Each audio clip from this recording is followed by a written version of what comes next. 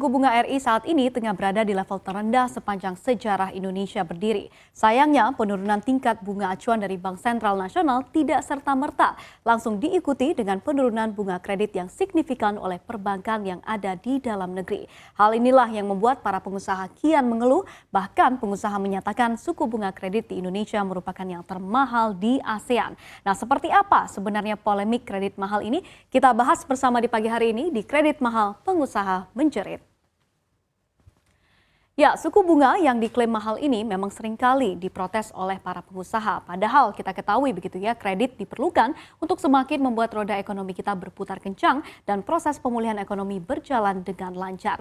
Dan Kadin Indonesia melalui Ibu Sinta Kamdani, yakni Wakil Ketua Umum 3 Bidang Maritim, Investasi, dan Luar Negeri, ini mengatakan seperti ini. Kita lihat bersama begitu ya, sudah lama lending rate di Indonesia menjadi yang tertinggi di ASEAN. Padahal di negara lain berada di bawah 8%. Bahkan Thailand, negara jiran kita, ini berada di angka 4,15%. Nah, lantas sebenarnya seperti apa sih kondisi suku bunga kredit kita dibandingkan negara-negara ASEAN lainnya? Kita lihat datanya di bawah ini, di mana kalau kita lihat Vietnam begitu ya, suku bunga kreditnya ini ada di angka 7,7%. Sementara kalau Filipina ini juga sedikit di bawah Vietnam, yakni 7,1%. Negara jiran kita Malaysia ini bahkan angkanya lebih berkurang lagi ya, atau lebih turun lagi, yakni di 4,9%, tidak sampai 5%.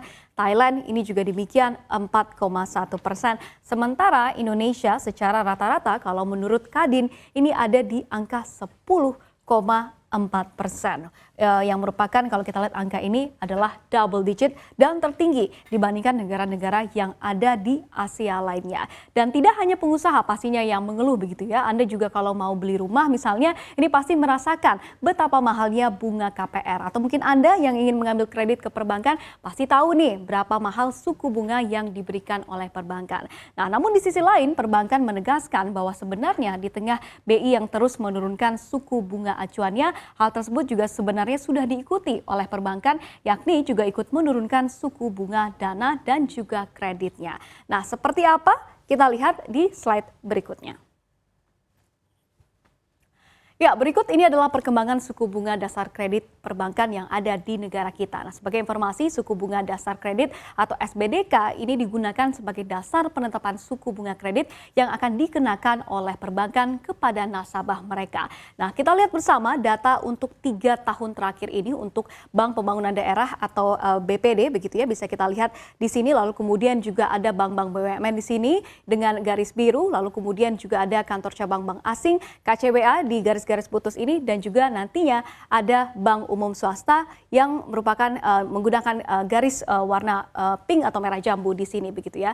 Dimana kalau kita lihat begitu pada tahun 2019 rata-rata ini suku bunga dasar kreditnya ini ada di angka di atas 10% nih, 10 hingga 12% ya, bisa kita lihat untuk datanya di tahun 2019 ini di keempat jenis perbankan tersebut. Lalu kemudian kalau kita lihat di tahun 2020 kita ketahui terjadi yang namanya pandemi, sepertinya suku bunga dasar kreditnya memang diturunkan ya, tapi apakah signifikan? Kita lihat bersama. Dimana kalau kita lihat untuk bank-bank BUMN ini rata-ratanya ada di 10,96%. Lalu kemudian kalau kita lihat untuk bank swasta nasional ini ada di kisaran 9,86%. Lalu kemudian Bank Pembangunan Daerah yang garis hijau di sini ada di 9,71%, dan bank swasta asing yang ada di negara kita ini ternyata SBDK-nya paling rendah ya dibandingkan 4 jenis perbankan ini, yakni ada di 6,5%. Lalu kemudian kita lihat di tahun 2021 sepertinya perbankan semakin gencar juga nih untuk menurunkan suku bunga dasar kredit mereka, karena kita ketahui saat ini suku bunga acuan kita berada di level terendah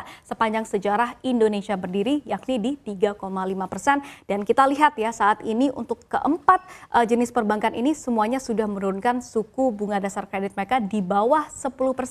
Yakni kalau kita lihat di 9,09%, 8,88%, 8,7%, hingga yang terendah adalah untuk kalau kita lihat KCBA begitu ya, atau bank-bank asing yang ada di negara kita dengan angka 6,29%. Nah, lantas di tengah suku bunga yang kalau kita lihat walaupun memang sudah turun begitu ya secara data ini masih mahal nih dibandingkan negara-negara lain, dan juga pastinya hantaman pandemi yang pastinya membuat kinerja dari kredit ini melambat. Seperti apa sebenarnya penyaluran kredit di tahun 2021 ini di tengah hantaman pandemi? Kita lihat di slide berikutnya. Ya, berikut kami paparkan untuk Anda. Ini adalah data penyaluran kredit di tahun 2021 ini. Di mana kalau kita lihat bulan Januari penyaluran kredit kita ada di 5.399 triliun rupiah. Karena ini masih terjadinya pandemi, bisa kita lihat angka ini memang cukup berkurang begitu ya dibandingkan level sebelum terjadinya pandemi. Namun kalau kita lihat dari Januari hingga Februari, Maret, lalu kemudian April ini terus terjadi peningkatan begitu ya. Bahkan kalau kita lihat puncak dari penyaluran kredit ini ada di bulan Juni, di mana penyaluran kredit kita mencapai 5.572 triliun rupiah. Walaupun kalau kita lihat di bulan selanjutnya, di bulan Juli ini memang terjadi peningkatan sedikit begitu ya, menjadi 5.554 triliun rupiah. Tapi kita lihat ada peningkatan kembali yang terjadi di bulan Agustus menjadi 5.574. Dan kalau kita lihat peningkatan yang tertinggi ini terjadi di bulan Agustus ke September, di mana ada peningkatan menjadi 5.639. Dan data terakhir yang kami peroleh dari Bank Indonesia yakni penyaluran kredit kita ini mencapai level 5.652, dan kalau kita bandingkan begitu ya dari Januari hingga Oktober memang terjadi peningkatan yang cukup signifikan untuk penyaluran kredit perbankan kita. Nah, meski kalau kita lihat pandemi belakangan ini tren pertumbuhan outstanding kredit perbankan ini terus-menerus membaik, Bank Indonesia mencatat pada kuartal 1 2021 kredit perbankan ini ternyata minus 0,4%. Tapi kalau kita lihat di kuartal kedua ini memang sudah naik 0,04% juga. Nah, lalu kalau kita lihat untuk di kuartal 3 begitu ya 2021 ini lanjut meningkat nih 2%, dan yang terkini di Oktober 2021 kredit perbankan kalau kita lihat ini tumbuh 3% kalau kita lihat secara year on year atau secara tahunan begitu ya. Nah, selanjutnya secara lebih rinci kita akan lihat bank-bank mana saja nih yang mempunyai SPDK tertinggi yang ada di negara kita. Mungkin ada salah satu nasabah dari mereka. Kita lihat bersama ya. Ya, berikut ini adalah bank-bank dengan SPDK tertinggi menurut data dari Bank Indonesia dari 4 segmen. Kita lihat segmen yang pertama, ini ada segmen korporasi, di mana kalau kita lihat SPDK yang tertinggi ini dipunyai oleh Bank Sampurna, di mana SPDK-nya mencapai 14,5%, which is quite high begitu ya. Lalu kemudian diikuti oleh perbankan digital, ada Bank Neo Commerce atau BBYB, mungkin Anda mengenalnya begitu ya, dengan SPDK-nya yang ada di kisaran 13,27%, lagi-lagi double digit. Lalu kemudian juga ada Bank Pembangunan Daerah di sini, Bank NTT yang juga SPDK-nya mencapai 13,07%. Nah, lalu kemudian kita lihat di segmen retail, ini lagi-lagi ada kedua perbankan tadi ya, ada Bank Sampurna dan juga Bank Neo Commerce. Di mana kalau kita lihat untuk SPDK-nya di segmen retail ini bahkan lebih tinggi lagi, 14,75% dan 13,77%. Lalu kemudian juga ada Bank SBI Indonesia, yakni SPDK-nya mencapai 13,25%.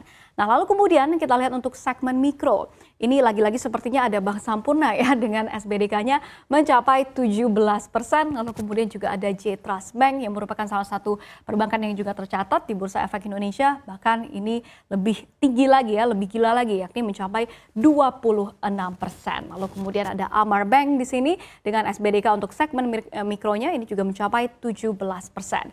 Nah, lalu kemudian kita lihat untuk segmen KPR. Ini lagi-lagi sepertinya ada dua nama perbankan yang sudah kita bahas berkali-kali tadi ya, di mana ada Bank Sampurna dengan 16,5% dan lagi-lagi ada Bank Neo Commerce atau BBYB dengan SPDK untuk segmen KPR-nya ini mencapai 13,27%. Nah, melihat data ini pasti membuat kita kaget ya bahwa ternyata masih semahal ini suku bunga kredit yang bisa diterapkan oleh perbankan. Padahal sekali lagi saya tekankan suku bunga acuan hanya sebesar 3,5% atau terendah sepanjang sejarah Indonesia. Nah, berbicara terkait suku bunga kredit sebetulnya tidak bisa kita samakan kondisi satu bank dengan bank lainnya, apalagi bank di satu negara dengan negara lainnya. Karena memang kondisi inflasi hingga suku bunga acuan yang berbeda, hingga faktor profil kredit debitur yang bervariasi, maupun faktor jangkauan wilayah Indonesia yang luas, dan juga kondisi perbankan yang belum terlalu efisien hingga saat ini. Nah, tentunya ini tidak lantas membenarkan begitu ya kalau bank enggan memangkas suku bunga kreditnya. Nah, faktanya bunga kredit perbankan di Indonesia sudah terus turun. Namun memang belum menembus besaran yang sama nih dengan perbankan yang ada di negara lain. Nah, terlepas dengan kondisi suku bunga kredit saat ini, regulator dari perbankan dalam hal ini OJK ternyata ini masih optimistis. Kredit perbankan akan tumbuh cukup signifikan di tahun ini. Seperti apa nih proyeksi dari Otoritas Jasa Keuangan atau OJK? Kita lihat di slide berikutnya. Ya, jadi berikut ini adalah gambaran seperti apa proyeksi dari Otoritas Jasa Keuangan untuk pertumbuhan kredit perbankan di tahun 2021 ini, di mana OJK memperkirakan pertumbuhan kredit perbankan ini akan tumbuh di kisaran 4 hingga 5% secara tahunan atau secara year on year pada tahun 2021. Lalu kemudian untuk kalau kita lihat data per September 2021 yang terbaru yang kami kumpulkan begitu ya, untuk pengumpulan dari DPK ini ada terjadi peningkatan atau dana pihak ketiga dari perbankan ini ada terjadi peningkatan di 7,45%. Lalu kemudian untuk loan to deposit ratio atau LDR dari perbankan ini ada di kisaran 78,93% dan juga rasio kecukupan modal atau capital adequacy ratio atau CAR ini ada di angka 25,24% dan salah satu faktor terpenting adalah non-performing loan atau rasio kredit bermasalah (NPL) yang juga masih berada di level yang cukup terjaga di kisaran 3,32%. Nah, jadi berikut ini adalah gambaran begitu ya seperti apa nih tingkat suku bunga yang ada di negara kita. Masih cukup tinggi, tetapi bukan berarti perbankan dalam negeri tidak ada asa untuk terus mengikis suku bunga kreditnya. Nah, hanya sejauh manakah peluang persentase penurunan suku bunga kredit ke depannya? Mampukah Bank Nasional mewujudkan harapan suku bunga kredit murah yang ideal bagi para nasabahnya? Mari kita nantikan bersama. Tentunya pastinya semoga masyarakat kita juga pastinya tidak terus harus menerus menanggung untuk biaya kredit yang tinggi lagi ke depannya.